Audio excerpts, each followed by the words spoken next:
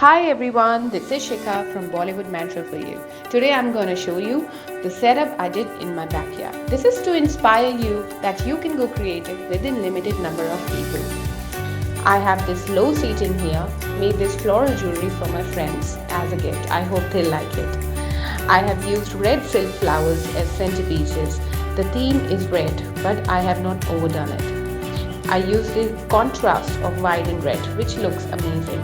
I infused the water with rose petals and froze ice cubes with petals as well, just to give an element of red.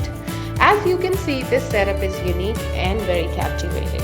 Some would call it a boho setup, but I have added a little bit of color into it. If you would like to know more about the backyard setups or would need my help, please contact me on my social media profile. I look forward to hear from you.